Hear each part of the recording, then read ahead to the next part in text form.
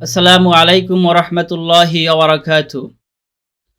সম্মানিত দিনী ভাই ও বোনেরা, যারা সিরাতুন নবী সাল্লাল্লাহু আলাইহি সাল্লাতু ওয়াসসালাম তথা আমাদের মহানবী হজরত মুহাম্মদ সাল্লাল্লাহু আলাইহি সাল্লাতু ওয়াসসালামের জীবনী জানা এবং শেখার উদ্দেশ্যে আমাদের এই সিরাতের আসরে, আমাদের এই সিরাতের পাঠশালায় যুক্ত হয়েছেন, আপনাদের সকলকে জানাই অভিনন্দন।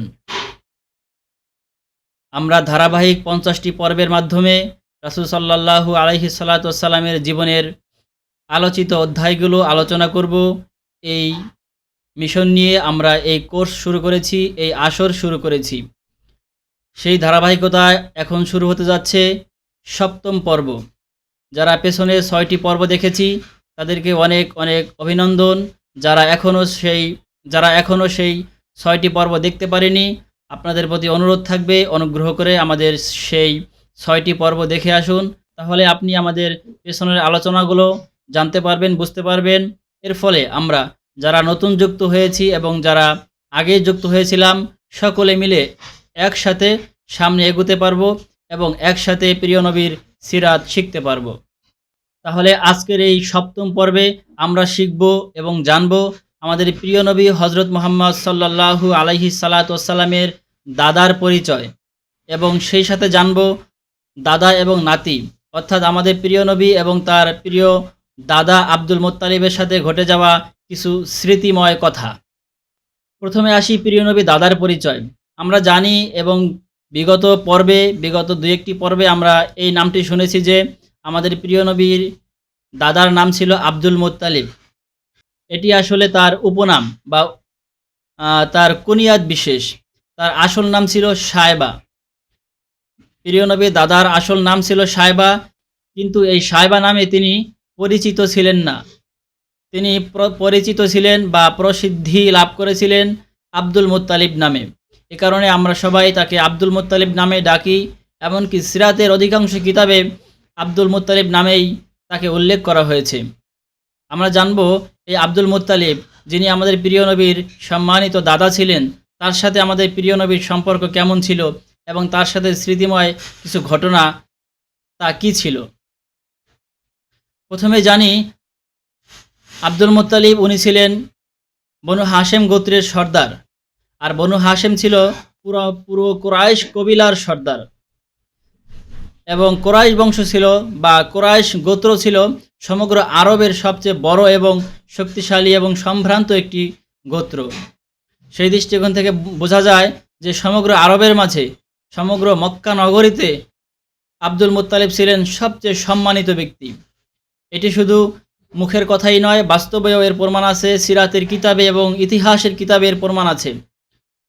এর অন্যতম প্রমাণ হলো আমাদের দাদা আব্দুল মুত্তালিব। উনি ওই সময়ে কাবা ঘরের দেখাশোনা করতেন। কাবা ঘর সকলের কাছেই তখন ছিল সম্মানিত একটি ঘর। ওই সময় সকলের কাছে, মক্কাবাসী সহ মক্কার বাহিরের অন্য দেশ, অন্য অঞ্চলের কাছেও মক্কা বা কাবা ঘর ছিল খুবই একটি সম্মানিত স্থান এবং সম্মানিত ঘর। আর এই সম্মানিত ঘরের, এই মর্যাদাপূর্ণ ঘরের রক্ষণাবেক্ষণ করতেন দাদা আব্দুল মুত্তালিব। মক্কার লোকেরা, কুরাইশের লোকেরা এবং বনু হাশেমের লোকেরা দাদা আব্দুল মুত্তালিবকে সম্মান করে তাকে উপযুক্ত ভেবে এই দায়িত্ব তার কাছে দিয়েছিলেন। তাই আব্দুল মুত্তালিব খুব দক্ষতার সাথে এবং খুব যত্নের সাথে এই দায়িত্ব পালন করতেন। বিশেষ করে ওই সময় যারা দূর দূরান্ত থেকে কাবা ঘর দেখতে আসতো বা কাবা ঘর তোয়াফ করতে আসতো, বিভিন্ন জায়গা থেকে হজের উদ্দেশ্যে কাবা ঘরে আসতো, তাদের সকলকে আব্দুল মুত্তালিব দেখাশোনা করতেন। তাদের সকলের খাবার দাবারের ব্যবস্থা করতেন, তাদের সকলের পানীয়ের ব্যবস্থা করতেন, তাদেরকে পানি পান করাতেন, তাদের খাবার দাবার এবং বাসস্থানের ব্যবস্থা করতেন। এইভাবে তিনি পুরো মক্কার, পুরো আরবের সম্মানিত ব্যক্তি হয়ে উঠেছিলেন। এই সম্মানিত দাদা আব্দুল মুত্তালিব উনি এমন সম্মানিত ব্যক্তি ছিলেন যে সবাই তার কাছে বিচার আচার নিয়ে আসতো। পুরো আরবে, পুরো মক্কায়, এমনকি কুরাইশ গোত্রের মাঝে যখন কোনো বিবাদ হতো, কারোর সাথে ঝগড়া হতো, তখন আব্দুল মুত্তালিবের কাছে আসতো এই বিবাদের মীমাংসা করার জন্য। আব্দুল মুত্তালিব খুব দক্ষতার সাথে এবং খুব বিচক্ষণতার সাথে বিচার কার্য পরিচালনা করতেন এবং সকলের মাঝে মিল মীমাংসা করে দিতেন। আর তার এই বিচার কার্য পরিচালনা করার জন্য, তার এই দরবার বা তার এই সভা পরিচালনা করার জন্য তিনি কাবা ঘরের পাশে ছায়াদার একটি স্থানে একটি আসন সংরক্ষিত করে রেখেছিলেন। এই আসনটি ছিল শুধুই আব্দুল মুত্তালিবের জন্য। এই আসনে আব্দুল মুত্তালিব ছাড়া আর কেউ তখন বসতো না, বসার সাহসও করতো না। বরং সবাই সম্মানের সাথে এই আসনের প্রতি শ্রদ্ধা এবং সম্মান প্রদর্শন করত। এই আসনে কেউ বসতো না। কিন্তু আমাদের প্রিয় নবী কখনো কখনো মাঝে মাঝে গিয়ে শৈশবেই কখনো কখনো ওই আসনে বসতেন। যদিও এটা দেখে তখন আশপাশের অনেকে হতভম্ব হয়ে যেত এবং অনেকেই সেখান থেকে তাকে নামিয়ে আনতে চাইতো। কিন্তু এ বিষয়টি আব্দুল মুত্তালিব পছন্দ করতেন না। তিনি বলতেন যে, আমার এই নাতিকে তোমরা এই আসন থেকে নামায়ও না, তাকে এখানেই রেখে দাও। সে তো ভবিষ্যতে আরও বড় এবং মর্যাদাপূর্ণ ব্যক্তি হবে ইনশাআল্লাহ।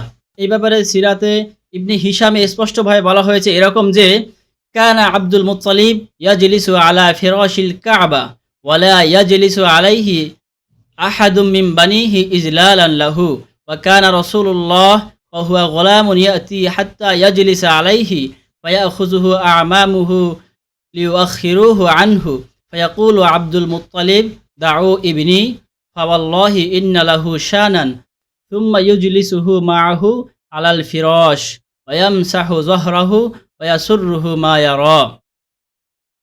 এখানে সিরাতে ইবনে হিশামে স্পষ্ট বলা হয়েছে যে, আমাদের শিশুনবী যখন ওই আসনে বসতেন তখন শিশুনবীর চাচারা মানে আব্দুল মুত্তালিবের অন্য ছেলেরা চাইতেন এই ভাতিজাকে নিয়ে আসতে, ওই আসন থেকে নিয়ে আসতে, যাতে করে ওই আসনের সম্মান রক্ষা হয়। কিন্তু এটা দেখে আব্দুল মুত্তালিব বারণ করতেন। তিনি বলতেন, না, তোমরা মুহাম্মদকে ওখান থেকে নামিও না, সে ওখানে বসে থাকুক। কেননা তার ভবিষ্যতে তার এমন মর্যাদা হবে যে তার এই মর্যাদা সারা পৃথিবীতে ছড়িয়ে পড়বে। সম্মানিত দর্শক, আমরা বিগত পর্বে জেনেছিলাম যে আমাদের প্রিয় নবী সাল্লাল্লাহু আলাইহি সাল্লামের বাবা ইন্তেকাল করেছিলেন প্রিয় নবীর জন্মগ্রহণের আগেই, 4 মাস আগে। আর প্রিয় নবীর মা হযরত আমিনা উনি ইন্তেকাল করেছিলেন প্রিয় নবী সাল্লাল্লাহু আলাইহি সাল্লামের প্রিয় নবীর বয়স যখন 6 বছর ঠিক তখন। এখন আমরা জানবো আমাদের প্রিয় নবীর দাদা, যেই দাদা আমাদের নবীকে খুব আদর করতেন এবং যত্ন করে লালন পালন করতেন, তিনি কখন ইন্তেকাল করেন। তিনি মূলত ইন্তেকাল করেন আমাদের প্রিয় নবীর বয়স যখন 8 বছর হয় তখন। সম্মানিত দর্শক, আমাদের প্রিয় নবী যখন তার দাদার আদর পেয়ে, তার দাদার লালন পালনের মধ্য দিয়ে বড় হচ্ছিলেন, বেড়ে উঠছিলেন, এভাবে যখন বড় হতে লাগলেন, এভাবে বড় হতে হতে যখন আমাদের প্রিয় নবীর বয়স 8 বছর পূর্ণ হলো, 8 বছর হয়ে গেল, ঠিক তখন আমাদের প্রিয় নবীর দাদা পৃথিবী থেকে চলে গেলেন। আল্লাহর ডাকে সাড়া দিয়ে তিনি ইন্তেকাল করলেন। সম্মানিত দর্শক, তাহলে আমরা কি জানতে পারলাম যে আমাদের প্রিয় নবীর বাবা ইন্তেকাল করেছেন তার জন্মগ্রহণের 4 মাস আগে, এবং তার মা ইন্তেকাল করেছেন তার বয়স 6 বছর হওয়ার পর, এবং তার দাদা ইন্তেকাল করেছেন তার বয়স 8 বছর হওয়ার পর। আজকের পর্ব এখানেই শেষ করছি। শেষ করার আগে আপনাদের জন্য রেখে যাচ্ছি একটি প্রশ্ন। যারা এই প্রশ্নটির উত্তর পারবেন তারা এই উত্তরটি আমাদের কমেন্ট বক্সে লিখে যাবেন। আশা করি যারা আজকের আলোচনা শুনেছেন এবং মনোযোগ সহকারে শুনেছেন তারা এই উত্তরটি খুব সহজেই পারবেন। আমাদের প্রিয় নবী হযরত মুহাম্মদ সাল্লাল্লাহু আলাইহি সাল্লামের সম্মানিত দাদা আব্দুল মুত্তালিবের আসল নাম কি ছিল?